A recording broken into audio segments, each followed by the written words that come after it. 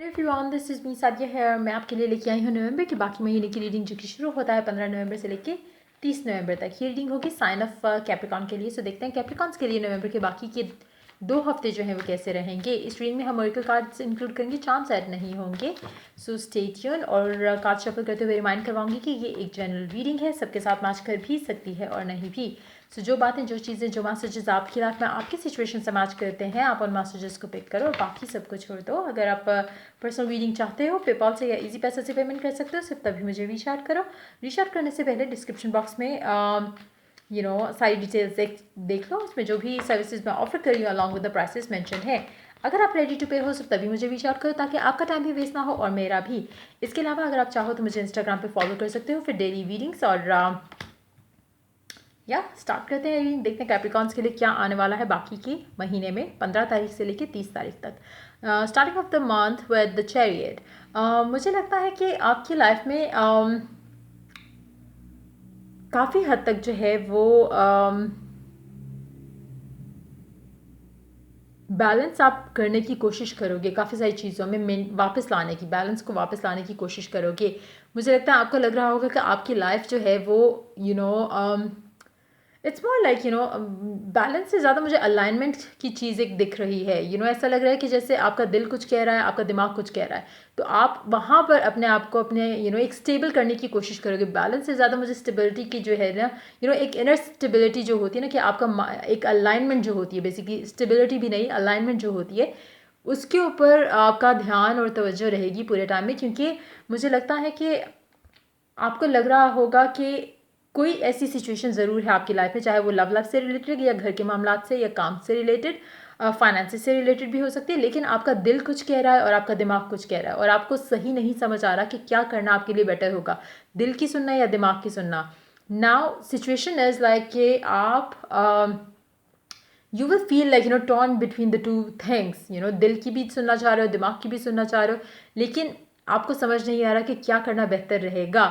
अब इस तरह की सिचुएशन में जहाँ पे आपका कोई एक क्लैरिटी नहीं है, आपको एक इनर कॉलिंग भी आपको समझ नहीं आ रही कि क्या कह रही है, उस सिचुएशन में आपके लिए गाइडेंस लेना मस्ट है।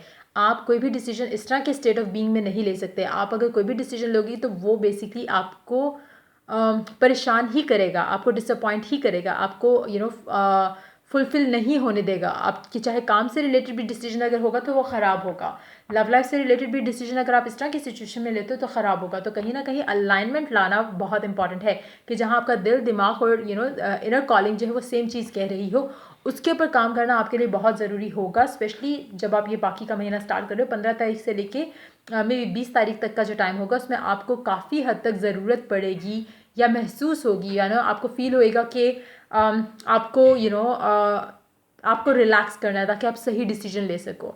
आपको एक वो नीड फील होगी उस चीज़ की, और उसके लिए आप बेस्ट ये कर सकते हो, या तो अगर आप खुद अपने आप को काम डाउन कर सकते हो, वो करो, मेडिटेट करो, योगा अगर आप करते हो, योगा प्रैक्टिस करने से भी आपका इनर बीइंग जो है वो आपको लगेगा कि you are basically getting a line, like आपको सारी टेंशन, एंग्जाइटी जो भी आपको फील हो रहा होगा वो ख़त्म हो जाएगी। उसके अलावा अगर आप चाहो तो आप कोई काम सा म्यूज़िक लगा कर थोड़े टाइम के लिए रिलैक्स करो, जिसमें आपके माइंड में कुछ भी ऐसा ना आए जो कि कुछ भी नहीं आए। Basically try to focus on the music, try to focus on your breathing, that's it. अपने दिमाग से बाकी सारी चीज़ें जो है निकाल दो, ताकि आप इस स्टेट ऑफ बीइंग में आ सको जहाँ पे आपको क्लियर एक इनर कॉलिंग जो है उसको आप सुन सको कि क्या है, ताकि आप राइट डिसीजन ले सको। अगर तब भी नहीं तो कोशिश करो कि किसी से आप गाइडेंस लो, ताकि आप सही डिसीजन ले सको, क्योंकि आपका स्टेट ऑफ बीइंग जो राइट ना होगा, जो स्टार्टिंग में होगा, वो सही नहीं है। 3 ऑफ सोर्ड्स, आपका heart, mind, body, soul, basically you need to align yourself, तभी आप सही डिसीजन ले सकोगे। बहुत इंपॉर्टेंट है मेडिटेशन वगैरह की प्रैक्टिस करना इस पूरे टाइम में आपके लिए बहुत अच्छा रहेगा। नहीं करोगे तो आपका माइंड जो है वो, आपका इनर माइंड चैटर जो है वो कुछ और बोलेगा।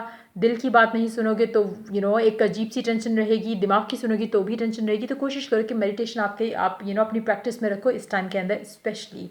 और 7 of pentacles, the sun, 9 of pentacles. मुझे लगता है कि आप किसी ऐसी सिचुएशन में हो जहाँ पे आपको लग रहा है कि आपका दिल कर रहा है कि आप इसमें टाइम इन्वेस्ट करो, लेकिन आपका दिमाग कह रहा है कि फ़ायदा नहीं है, इस तरह की चीज़ हो सकती है। हो सकता है उल्टा हो सकता है कि आपका दिल कह रहा है कि फ़ायदा नहीं है, दिमाग कह रहा है कि नहीं, टाइम लगा कर देख लो, शायद कुछ वर्कआउट कर जाए, चाहे वो काम के रिलेटेड चीज़ है या फिर लव लाइफ से रिलेटेड। हो सकता है कि एक इंसान आपकी लाइफ में वापस आया हो पास से, और आप उसके बारे में सोच रहे हो कि क्या मुझे इसमें टाइम इन्वेस्ट करना चाहिए, क्या मुझे इसको अपनी लाइफ में वापस आने देना चाहिए, या should I just ignore this person, मुझे उसको टाइम देना है, चांस देना है या नहीं देना। तो कुछ इस तरह का डिसीजन मुझे लग रहा है कि जहाँ पे आपका दिल कह रहा होगा कि दे दो, आपका दिमाग कह रहा होगा कि नहीं दो, या ऑपोजिट भी हो सकता है। तो इस तरह की कोई सिचुएशन जहाँ पे आपका बेसिकली आपको फील होगा कि समझ नहीं आ रहा कि मुझे इसमें अपना टाइम, एनर्जी, एफर्ट डालना चाहिए या नहीं डालना चाहिए। कहीं ना कहीं जो भी ये काम है उससे आपको खुशी बहुत मिलती है, तो इसीलिए आपको ये एक लेकिन अगर आप प्रैक्टिकल देखो उसको, प्रैक्टिकली चेक करो उस चीज़ को, तो आपको लगेगा कि शायद ये आपके लिए सही नहीं रहेगा इन लॉन्ग टर्म। तो कन्फ्यूजन इस वजह से शायद बढ़ेगी आपकी लाइफ में एक डिसीजन को लेके, जो कि आपकी, मुझे लगता है कि मेजॉरिटी लोगों के लिए फाइनेंसिस से भी हो सकता है, या फिर लव लाइफ से हो सकता है। घर के मामला मुझे इतने नहीं लग रहे, लेकिन कहीं ना कहीं आप थोड़े डाउटफुल हो इस डिसीजन को लेने में। लेकिन अगेन, अगर आप मेडिटेशन की प्रैक्टिस रखोगे तो आपके लिए चीज़ें आसान होंगी, आप इजीली अंडरस्टैंड कर सकोगे कि क्या डिसीजन आपकी लाइफ में इस टाइम पे लेना सही रहेगा। मुझे लगता है कि आप इस, अगर ये एक इंसान है जिसके बारे में हम बात करें, तो आप शायद उसको चांस देना चाह रहे हो, लेकिन आप बहुत मुश्किल से स्टेबल हुए हो, आप बहुत मुश्किल से उस चीज़ में से निकले हो जो कि इन्होंने पास्ट में आपको पेन दिया था, हर्ट किया था, जो एक टॉक्सिसिटी एक आई थी इस इंसान के होने की वजह से, आप उसमें से बहुत मुश्किल से अपने आप को निकाल पाए हो। शायद इसलिए आप थोड़े डर रहे हो कि मैं उसके बगैर खुश हूँ, अगर मैंने उसको वापस आने दिया अपनी लाइफ में तो ये ना हो कि मेरी खुशियाँ वो छीन के वापस चला जाए या चली जाए। तो हो सकता है कि आप लव लाइफ को लेके अभी you have your guards up, कुछ इस तरह की सिचुएशन भी हो सकती है। लेकिन अगेन, जो राइट डिसीजन आप वही ले सकोगे जब आप अलाइंड होगे अपने माइंड, बॉडी एंड सोल को, जब आप टोटली अलाइंड होगे, और तब आप एक डिसीजन लोगे, वो आपकी लाइफ का बेहतरीन डिसीजन रहेगा। लेट्स सी अनदर एक क्वीन ऑफ कप्स। जी, आपकी लव लाइफ से रिलेटेड सिचुएशन है जो भी हम यहाँ पे पिकअप कर रहे हैं अभी।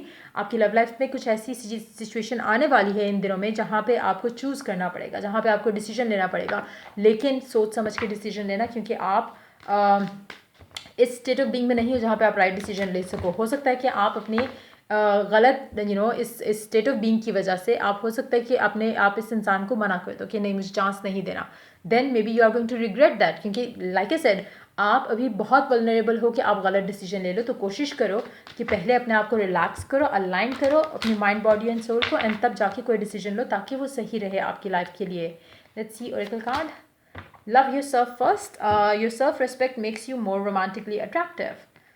अगर आपको लगता है कि अभी आपने और सिंगल रहना है, गो फॉर दैट, लेकिन मुझे लगता है कि इस इंसान के आने से आपको खुशी बहुत ज़्यादा मिली है, तो अगेन आपकी चॉइस है, लेकिन कोशिश करो कि इस टाइम को, चाहे आप रिलेशनशिप में नहीं जाओ, stay in touch with this person and see how it goes. I am sure कि आपको क्लैरिटी आहिस्ता आहिस्ता आ जाएगी। अभी आपका माइंड चैटर शायद आपको सही डिसीजन नहीं लेने देगा। Let's see one more card, a fiery climax approaches. Finally एक आउटकम आपको ज़रूर दिखेगा इसमें से, इस पूरे टाइम के अंदर आपको ऐसा डिसीजन लोगे ज़रूर, मुझे लग रहा है। लेकिन अगेन मैं सजेस्ट करूँगी कि ठंडे दिमाग के साथ डिसीजन लेना आपके लिए बेहतर रहेगा।